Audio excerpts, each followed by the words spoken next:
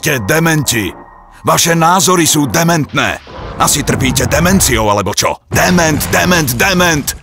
Ľudia na Slovensku si často zamieňajú veľmi vážne ochorenie s nadávkou. Práve toto bol veľký problém medzinárodnej kampane Telekomu, ktorej účelom bol boj proti demencii.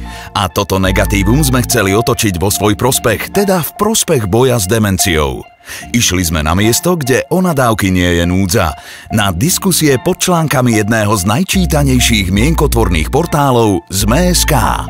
Vytvorili sme robota, ktorý v diskusiách detekoval práve slová ako dement, demencia, dementný a odpovedal na ne upozornením, že demencia je vážne ochorenie a každý teraz môže prispieť v boji proti nej stiahnutím si aplikácie a hraním hry Sea Hero. Aj toto prispelo k viac ako 25 000 stiahnutí aplikácie.